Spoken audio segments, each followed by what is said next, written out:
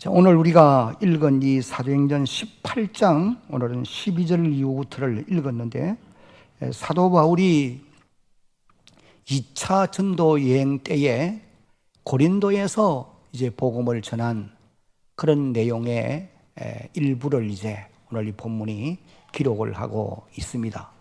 바울이 2차 전도 여행을 출발해서 드로아 항구에서 비두니아 쪽으로, 다시 말하면 오늘날로 말하면은 이 중앙아시아 쪽으로 복음을 전하러 가기를 바울은 원했지만은 성령님이 그 길을 가로막았어요.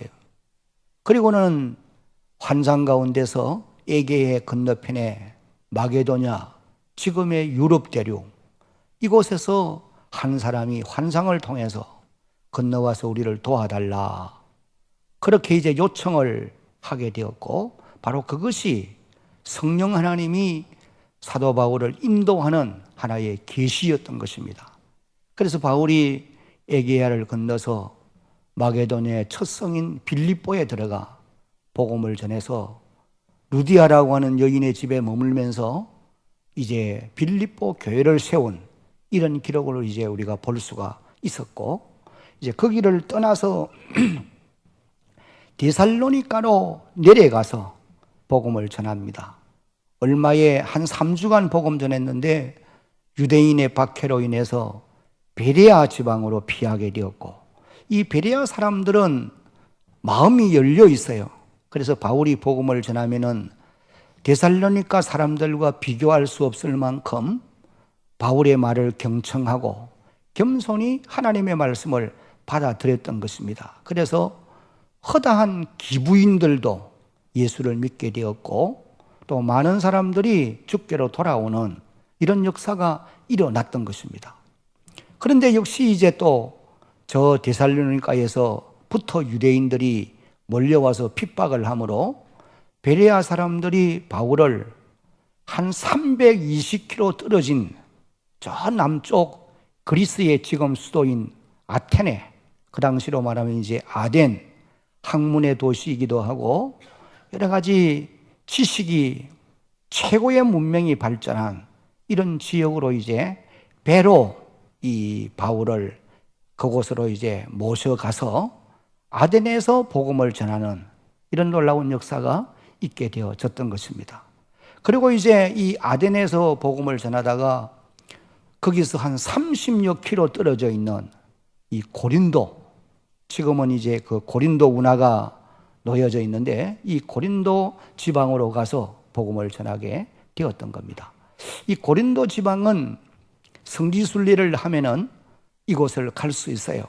지금도 가보면은 당시에 바울이 복음을 전했던 구고린도, 지금은 또 신고린도 지역이 이제 세워져서 구고린도 지역에 세워져 있는 바울이 일대 교역자로, 목사로서 하나님의 교회를 섬긴 그런 기록도 이제 우리가 볼 수가 있습니다. 이 고린도 지방은 지난 시간에도 말씀을 드린 바와 같이 무역의 중심지예요. 항구 도시이기 때문에. 그래서 물질적으로는 부요한 도성입니다. 사람들이 물질적으로 부요하게 되면은 하나님을 알지 못하는 사람들은 타락의 길로 가기가 쉽다라고 하는 거예요. 타락한 인간은 하나님의 말씀이 통제하지 아니하면은 인간의 본능대로 살기를 원하기 때문에 타락의 길로 갈 수밖에 없는 것입니다. 그래서 고린도는 물질적으로는 부요하지만은 윤리와 도덕적인 면에서는 아주 방탕한 그런 도시였던 것입니다. 우리가 지금도 서울이나 이런 아주 그 유명 도시들을 가보면은 문명은 발전하고 문화가 발전하고 풍성한 것들이 너무 많고 찬란함이 있지만은도 그 깊숙한 곳에는 윤리와 도덕이 극도로 타락해 있는 이런 모습들을 우리가 볼 수가 있어요. 특별히 이 고린도 지방에는 유명한 신전이 아포로디테라고 하는 이 신전이 있는데, 이 신전에는 여사제들이 약 1000여 명 넘게가 그곳에 있었다고 그렇게 말을 합니다. 근데 이 1000여 명의 여사제들이 밤 시간이 되면은 다 창녀로 변하는 겁니다. 그러니까 음란이 극도로 이제 극성을 부리는 그런 도성이 고린도 지방이에요. 그래서 바울이 이제 그 고린도에서 오늘 우리가 앞부분을 읽어보면은 1년 6개월 동안 고린도에서 복음을 전하게 되었다. 그렇게 이제 기록을 하고 있습니다. 여기 11절을 한번 보면은 이렇게 기록되어 있어요. 11절 한번 봅니다. 1년 6개월을 머물며 그들 가운데서 하나님의 말씀을 한번 따라합시다. 가르치더라. 1년 6개월 머물면서 하나님 말씀을 가르쳤다.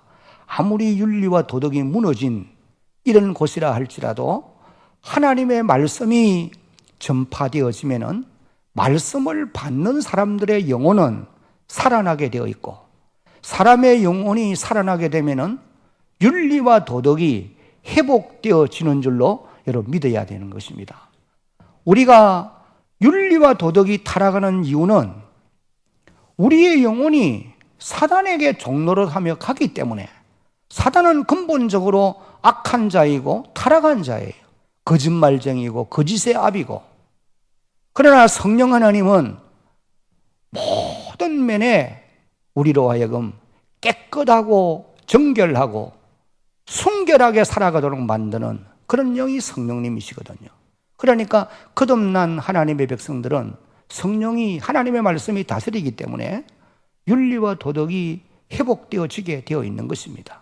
하나님의 형상을 회복하게 되어 있단 말이에요. 이 바울이 이제 1년 6개월 이 고린도 윤리와 도덕이 극도로 타락한 이런 도성에서 복음을 전했는데 놀라운 하나님의 역사들이 나타난 것을 볼 수가 있습니다. 그런데 바울이 왜 다른 지역에서는 한 3주 혹은 2주 이렇게 복음을 전하다가 옮겨가고 또 옮겨갔는데 이곳에서는 장시간 머물면서 복음을 전할 수가 있었겠는가?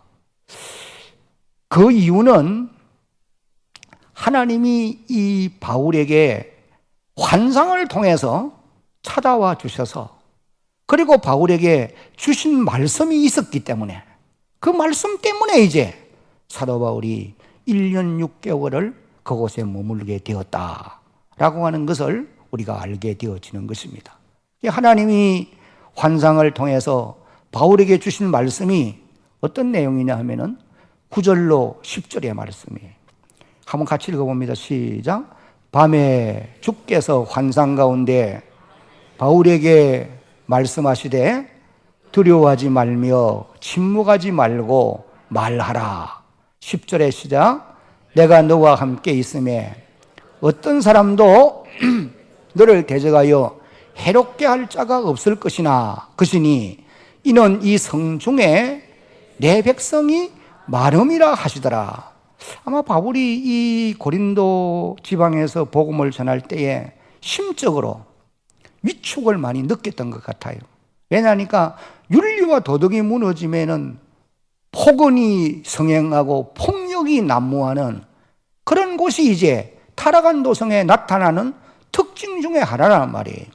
그래, 그런 지역에 거친 땅에 복음을 전하는 일이 결코 쉬운 일이 아닙니다.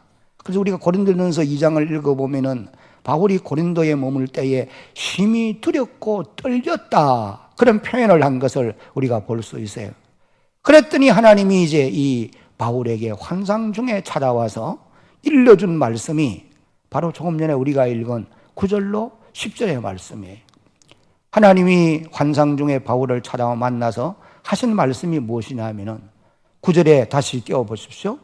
환상 중에 말씀하시되 두려워하지 말며, 첫째 하라 하는 말씀이 두려워하지 말라. 이 사람이 두려움에 사로잡히면은 아무것도 못합니다. 사람이 마음이 두근두근 거리고 공포증을 느끼게 되면은 정신이 없어요. 그러면 아무것도 못하는 거예요. 그래, 우리가 알고 있는 지식도 두려움이 있게 되면은 그걸 활용할 수가 없습니다. 다 잊어버리게 되어 있어요. 네.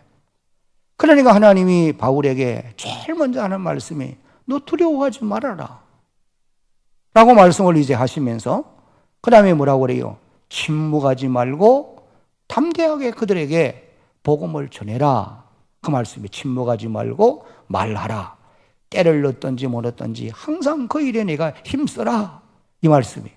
그리고 이제 10절에 가서 보면은 내가 어떻게 한다고요? 너와 함께 있음에.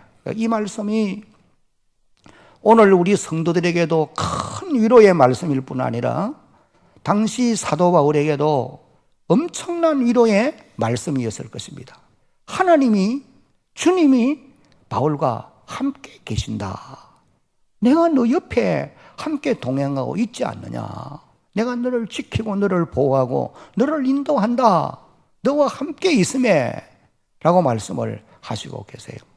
여러분, 오늘도 우리가 살아가는 삶의 현장에 주님이 내 눈에 보이지 않고 내 귀에 들리지 않지만은 우리와 함께 계시는 줄로 여러분 믿으시기를 바랍니다.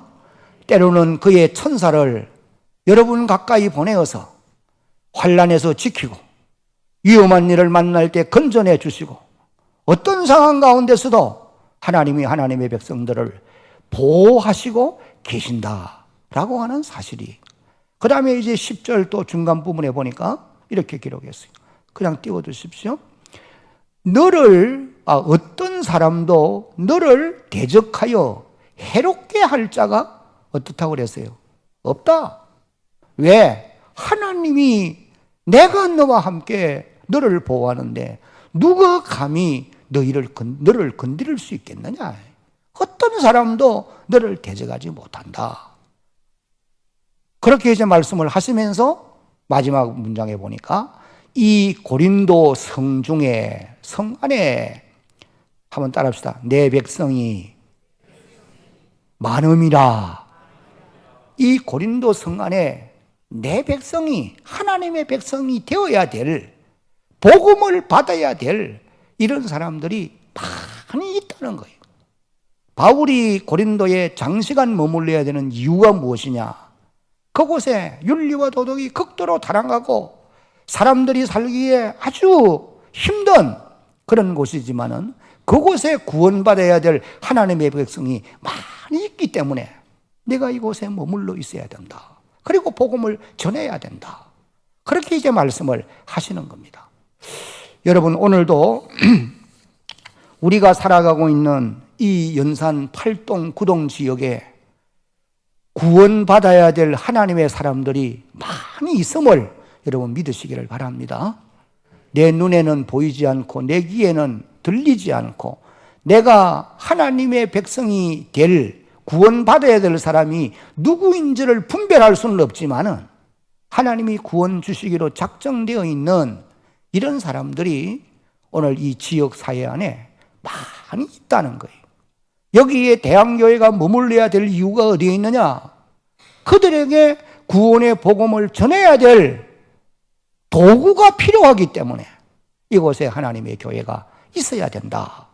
이것을 우리에게 깨우쳐주는 그런 교훈의 말씀인 것입니다. 여러분, 그 요나서를 읽어보면은 요나가 니누의 성으로 가지 않으려고 얼마나 발부동을 칩니까? 그래서 다시스로 가는 배를 타고 도망을 가는데 하나님이 억지로 잡아서 요나를 니누에로 보내요. 왜 보내시느냐? 니누의 성 안에 구원의 복음을 듣고 하나님의 심판이 임한다고 하는 소식을 듣고 회개케 만들어서 하나님의 진노의 잔을 마시지 않고 구원받아야 될 그런 생명이 12만여 명이 그 땅에 있었기 때문에 하나님이 억지로 요나를 그곳으로 보내신 겁니다. 여러분, 이 지역에 이 대형교회가 건물을 짓고 자리를 잡아서 이곳에 교회가 유지해 가야 될 이유가 있다고 한다면 이 지역 안에 구원받아야 될 하나님의 백성이 많이 있는데 그들에게 복음을 전해서 그들의 영혼을 구원해 내라는 거예요. 이것이 하나님의 교회, 지역교회가 이 땅에 존재하는 이유라고 하는 것을 깨달을 수 있는 저와 여러분들이 되어야 할 것입니다. 아멘. 반드시 이것이 필요한 것이죠. 여기 이제 12절부터를 보니까 사도 바울이 고린도에서 유대인의 박해를, 핍박을 받는 그런 내용이 이제 기록되어 있어요. 갈리오가 총독으로 있을 때에 유대인들이 일어나서 바울을, 고린도에 복음 전하고 있는 바울을 잡아다가 이 총독 앞으로 끌고 가서 고소를 합니다. 뭐라고 고소를 하느냐? 이 사람이 율법을 어기면서 하나님을 경외하라고 사람들을 권한다. 바울이 복음을 전하기 위해서 갔던 곳에는 어디를 가든지 핍박이 있었습니다. 영접해 드리고 또 바울의 말을 경청하고 바울의 말을 순종하는 이런 사람들보다는 배척하고 거부하고 쫓아내고 때로는 돌로 던져 치고 박해하는 이런 사람들이 훨씬 더 많았다고 하는 사실이에요. 그래도 바울은 낙심하지 않고 계속해서 복음을 전하는 이런 모습을 우리에게 보여주고 있습니다.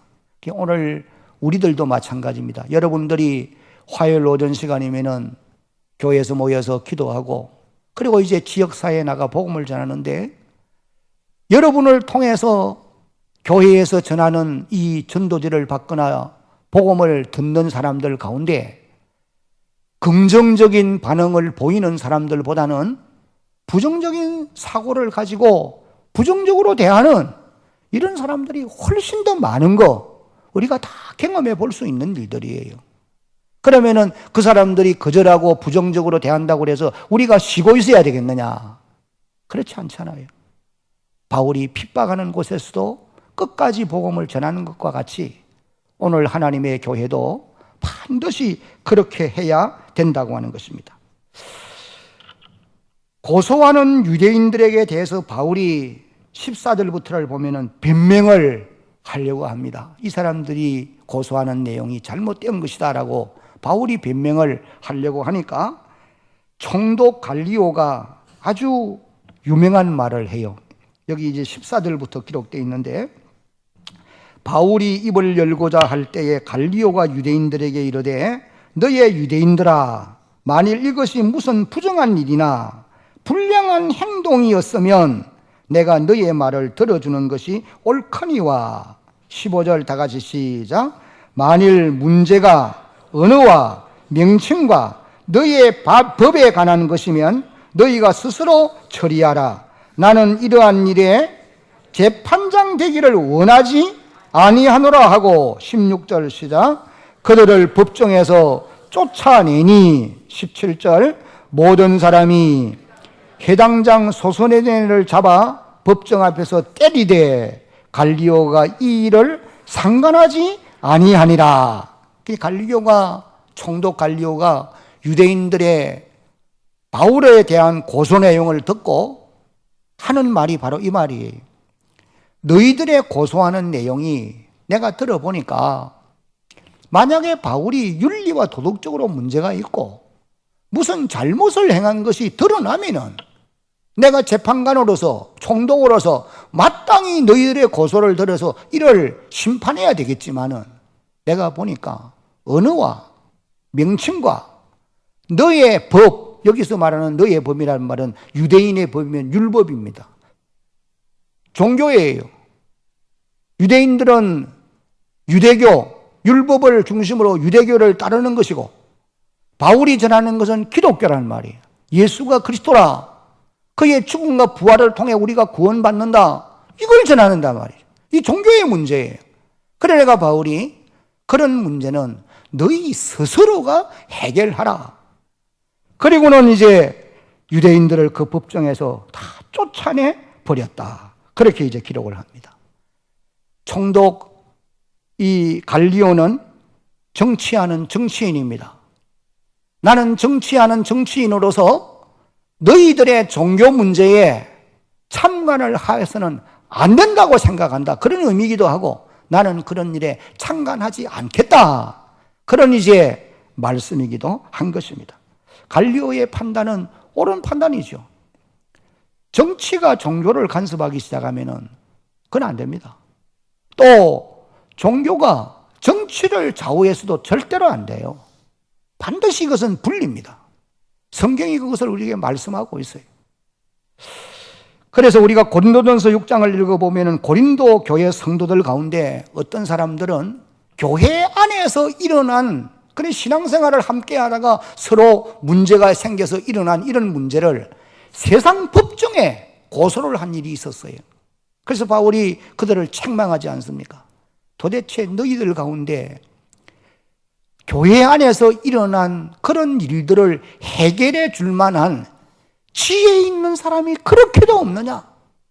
어찌하여 너희가 하나님을 알지도 못하고 불신자들에게 가서 판결을 받기를 원하느냐?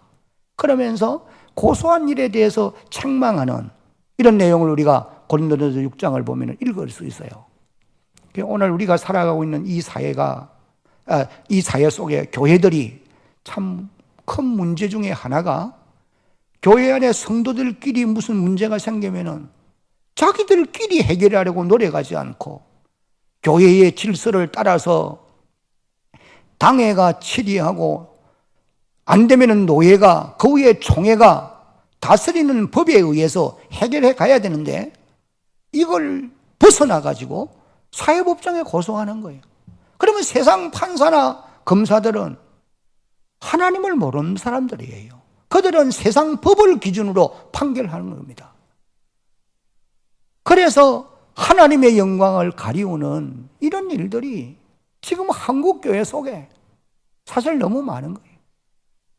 하나님이 이런 부분에 대해서 여러분 마음 아파하는 줄로 알아야 되는 것입니다. 아멘. 여러분들이 이 땅에 사는 날 동안에는 꼭 기억하십시오. 내가 교회 안에서 비록 억울한 일을 당하고 힘들고 많은 사람들로부터 내가 업신여김을 받았다 하더라도, 다시 말하면 물질적으로 좀 손해를 입었다 하더라도 교회 안에서 입었으면은 그것으로 희생한 것으로 생각하고 그냥 가야 돼요. 그걸 세상 법정에 가지고 가서 고소해서 하나님의 영광을 가리우고 교회의 이름을 누추하게 만들고 세상 불신자들이 교회를 보는 시각을 너무나 부정적으로 보게 만드는 이런 일을 해서는 안 된다고 말이에요. 이런 부분을 하나님이 마음 아파하신다, 이 생각을 늘 가지고 살아야 돼요. 그래서 바울이 말합니다. 차라리 내가 좀 손해를 보는 것이 어떻느냐. 여러분, 우리가 주를 위해서 내가 손해를 보면은 하나님이 반드시 그 부분을 보상해 주실 줄로 여러분 믿으시기 바랍니다.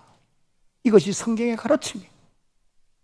그래서 여러분들은 성도들끼리 소송하는 일이 없어야 돼요.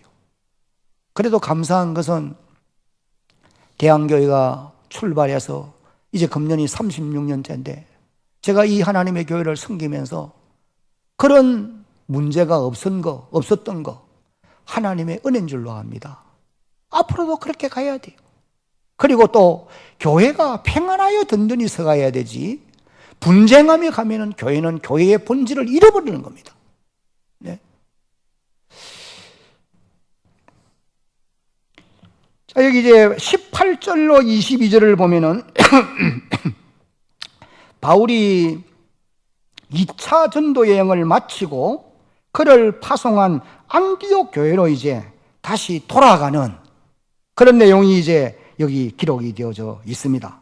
바울이 돌아가는 길에 여기 18절을 읽어보니까 바울은 더 여러 날 머물다가 형제들과 작별하고 배 타고 수리아로 떠나갈새 브리스길라와 아골라도 함께 하더라. 바울이 일찍이 서원이 있었으므로 경거리아에서 무엇을 깎았더라? 머리를 깎았다. 그러니까 바울이 안디옥 교회로 이제 2차 전도 여행을 마감하면서 돌아가는 길에 경거레아에서 서원이 있어서 머리를 깎았다, 그렇게 기록했어요.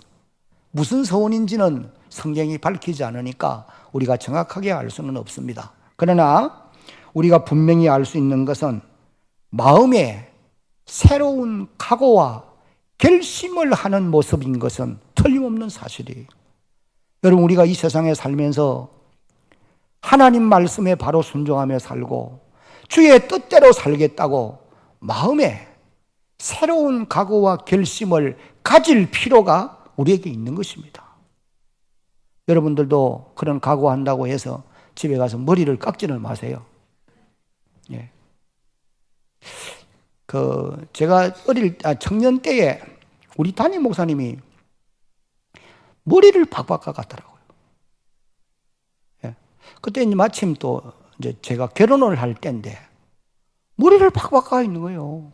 그래 우리 사람하고 둘이는 그 머리 박박 깎은 목사님에게서 주례를 받았어요. 예. 그 왜 머리를 깎았는지 제가 지금까지도 안 물어봤습니다. 그러나 분명한 것은 마음에 새로운 각오와 결심을 가진 것이 아마 있었던 것 같아요. 참 존경하는 목사님이었는데 어떤 때는 정말 새로운 결심을 하면서 이 뭔가 마음에 한번 각오를 이 외적인 표현으로도 나타낼 수 있어야 되겠다 하는 그런 생각도 있기도 해요. 여러분들도 복음을 위해서, 하나님 나라를 위해서, 여러분의 신앙을 위해서 새로운 결단이 필요합니다. 지금처럼 살면 안 돼요. 저는 오늘 아침에 새벽 기도의 본문이 요한계시록 14장입니다. 14장 13절까지예요. 13절을 읽으면서 늘 읽었던 말씀이고 장례를 할 때에 이 말씀을 늘 읽어요. 그 말씀을 이제 읽고 오늘 말씀을 전하면서 내 마음에 참 죄송한 것은 지금 이후로 주 안에서 죽는 자들은 복이 있도다 하시매 성령이 가라사대 그러하다. 그 다음이 뭔지 알아요? 수고를 그치고 따라합시다. 시리니 수고를 다 이제는 끝내고 참된 안식에 들어간다는 말이거든요. 그런데 여러분들이 지금까지 주를 섬겨 살면서 얼마나 수고했습니까? 얼마나 땀 흘렸습니까? 얼마나 눈물 흘려 보았어요? 얼마나 여러분 자신을 희생해 보았냔 말이에요. 시간을 들이고 물질을 들이고 몸을 들이고 마음을 들이고 얼마나 희생해 보셨느냐 말이에요.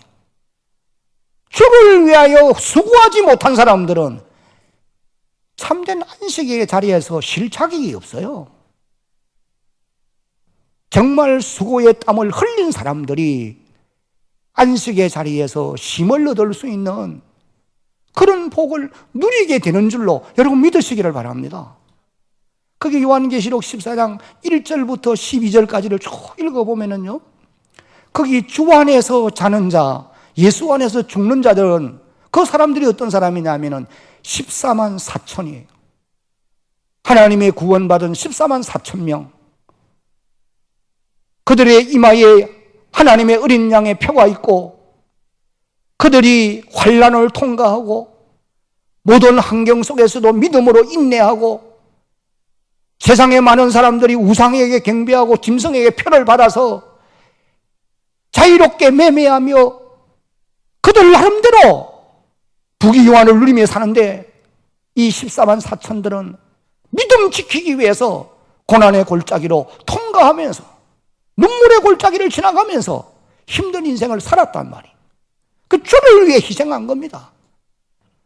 그 사람들이 이제 수고를 그치고 쉬리니 그들의 행한 일이 따르기 때문이라. 그들이 주를 위해 헌신한 모든 일을 주님이 기억하시고 상 주신단 말이에요. 여러분들이 지금까지 살아오면서 여러분 자신이 주를 위해 정말 헌신의 삶을 어느 정도 사셨습니까? 저는 목회도 이제 몇 년이 남지 않았지만은 참 돌이켜보면서 후회하는 게 너무 많아요. 내가 대한교회 교인들을 어떻게 이 정도밖에 가르치지 못했는가? 정말 죄송하기도 하고 헌신된 삶을 살아가려고 노력하고 발부둥 치는 사람들이 너무 극소수예요. 정말 극소수입니다. 교회를 보는 시각을 옳게 보지 아니하고 여러분, 주를 위해 헌신하지 아니하고 참된 힘을 얻겠다. 그건 잘못된 거예요. 그러므로 새로운 마음의 각오와 결심이 오늘 우리에게 필요한 것입니다. 교회를 앞장서서 섬기는 장로님들도, 교회 장립집사님들도 마찬가지고, 권사로 세움받은 권사님들도 마찬가지예요. 여러분, 그 타이틀 가지고 하나님 앞에 섰을 때에 자랑할 것이라고 생각합니까? 천만의 말씀이에요. 그 타이틀 때문에 오히려 더 책망받을 수 있어요. 네가 직분을 받지 않았으면 차라리 나았을 뿐이었다.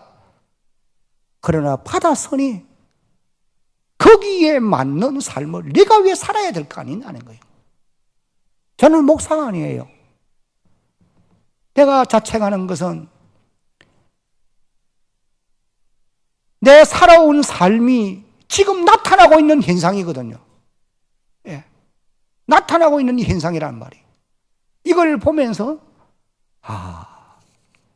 참된 안식에 들어갔을 때 나는 쉴 수 있는 자격이 없다. 그런 생각이 들더라고요. 여러분, 여러분의 마음에 바울처럼 갱거리아에서 머리를 깎듯이 여러분들도 남은 세월을 주를 위해 살기로 새로운 각오와 결심을 가질 수 있는 하나님의 사람들이 되기를 예수님의 이름으로 축복합니다. 앞선 분들이 그렇게 해야 돼요.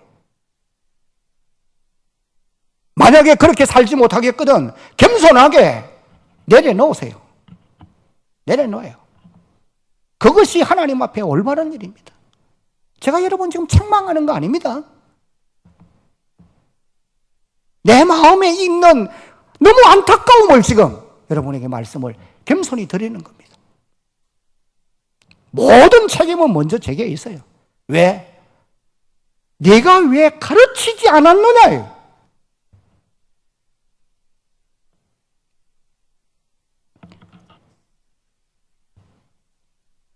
그 다음에 바울이 이제 고린도에서 팔레스틴으로 돌아가는 길에 중간 기착지인 에베소에서 회당에 들어가 유대인에게 복음을 전하는 19절에 보면 그렇게 기록되어 나옵니다.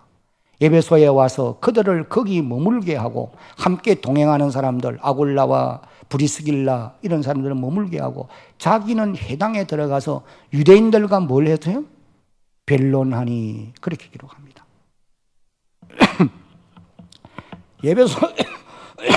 예배소는 바울이 2차 전도 여행 때 복음을 전하려고 힘썼던 지역인데 성령이 못 가도록 만들어서 가지 못한 곳이에요.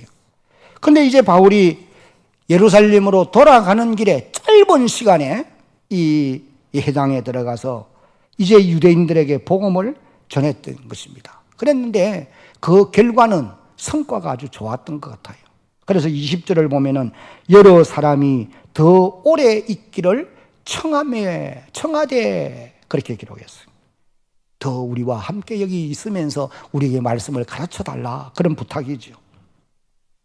그러나 바울이 거절을 하고 급히 서둘러서 이제 예루살렘으로 돌아가려 하고 있는 것을 봅니다. 왜 그렇게 했을까? 요청하는 그곳에 머물면서 복음을 전하지 않고 바울이 돌아가야 될 이유는 예루살렘에 돌아가서 거기서 유월절을 지켜야 되기 때문에 바울이 유월절 전에 돌아가기 위해서 급히 서둘러서 이제 떠났다라고 기록하는 것을 보게 되어집니다. 그러면서 이제 떠날 때에 만일 하나님의 뜻이면은 내가 3차 전도여행을 할 때 다시 오겠다 그 말씀을 남기고 떠납니다. 우리가 이제 3차 전도여행을 보면은 바울이 이 에베소에 와서 두란노 서원에서 2년 동안 머물면서 하나님의 말씀을 가르칩니다. 그 에베소는 그 당시 그 소아시아 지역에서 아주 번창하는 도시고 많은 사람들이 집중적으로 모이는 곳이에요. 지금도 그 에베소에 가보면 옛날에 바울이 이제 있을 때에 그 세워진 교회, 복음 전하는 현장 이런 것들이 이제 남아있는 것을 우리가 보게 되어집니다. 바울은 잠시도 쉬는 시간이 없이 복음 전하는 일에 열심을 다하는 그런 모습을 우리에게 보여줍니다. 그리고 이제 바울이 22절을 보면은 예루살렘 교회로 올라가서 선교 보고를 했던 것으로 짐작이 돼요. 전도 여행을 끝나고 마치고 돌아오면은 바울이 제일 먼저 돌아가서 예루살렘 교회에 가서 하나님이 그동안 어떻게 함께 하셨고 하신 역사에 대해서 증거를 합니다. 그렇게 해서 예루살렘 교회와 이방인의 교회가 하나인 것을 이제 계속해서 이제 나타내려고 했던 그런 그 바울의 모습을 우리가 봅니다. 그리고는 이제 예루살렘을 떠나서 안디옥으로 내려갑니다. 이렇게 함으로 2차 전도 여행을 마감하게 되어지는 것입니다. 22절 하반절을 읽어보면은 안디옥으로 내려가서 그렇게 기록했어요. 그리고 이제 23절은 얼마 있다가 23절 한번 띄워보십시오. 23절에 보면은 얼마 있다가 그러니까 2차 전도 여행을 마감하고 돌아와서 바울이 이제 좀 안식을 해야 돼요. 쉬어야 돼요. 사람이 몸을 너무 무리하게 쓰면은 몸에 질병이 올 수도 있고 또 새로운 쉼을 통해서 힘을 얻어가지고 다시 또 사역지로 출발해야 되는데 여기 23절을 보면은 한번 따라합시다. 얼마 있다가 이건 장시간이 아니잖아요. 짧은 시간이. 바울이 이방인에게 복음을 전하는 일을 쉬지 않고 계속하는 그런 모습을 이제 우리에게 보여줍니다. 여러분들도 여행을 해보지만은 한 달, 2달 여행을 하는 사람은 잘 없잖아요. 한 달 정도 외국을 다녀보세요. 돌아오면은 녹초가 됩니다. 뭐 아무리 건강한 사람도 힘들어요. 이 바울이 지금 1년이 아니에요. 적어도 한 2년 이상 되는 그런 장기간을 두루 다니면서 하루도 쉴 새 없이 그렇게 열정적으로 복음을 전하고 돌아왔으면 조금 안식이 필요한데 바울이 그렇게 하지 않는 것입니다. 이것은 오직 복음을 위해서 헌신한 바울의 모습을 우리에게 보여주는 그런 장면이에요. 그러니까 이런 바울이기 때문에 마지막 고백이 그렇습니다. 내가 선한 싸움 싸우고 달려갈 길 마치고 믿음을 지켰으니 이제 후로는 나를 위하여 의의 면류관이 예비되었으므로 고백하는 거죠. 어려우신 재판장 그분이 내게 주실 것이고 나뿐만 아니고 나처럼 복음 위에 이렇게 살아가는 사람들에게도 면류관 주신다. 바울이 그런 고백을 했던 것입니다. 여러분, 오늘 우리 성도들도 복음의 빚진 자인 줄을 깨달아 알고 여러분, 저나 여러분이 복음의 빚진 자예요. 그 빚을 졌으면 갚아야 되잖아요. 이 복음의 빚진 자인 우리는 복음 전하는 이 일을 어떻든지 여러분들도 좀 열심을 해야 돼요. 최선을 다해야 된다는 겁니다. 그래서 얼마 있다가 이제 바울이 3차 전도 여행을 떠납니다. 23절을 보니까 떠나 갈라디아와 부르기아 땅을 차례로 다니며 모든 제자를 따라합시다. 굳건하게 하니라. 우리가 이 말씀을 보면서 두 가지를 깨달을 수 있는데 하나는 바울을 보낸 안디옥 교회를 한번 생각해 봐야 돼요. 안디옥 교회가 바울을 3번이나 파송하고 있어요. 그 파송할 때는 여러 가지 필요한 것들이 많잖아요. 그들을 바울을 위해 선교지로 나가는 바울을 위해 금식하며 기도하고 물질로 후원하고 사랑을 최대한으로 베풀고 여러분들도 선교지에 있다가 돌아오는 선교사들에 대해서는 안디옥 교회 성도들이 하듯이 그렇게 하시기를 예수님의 이름으로 당부합니다. 우리 교회도 어떻든지 좀 그렇게 해보려고 해보는데 노력을 해보는데 뭐 사실 흡족하기는 못해요.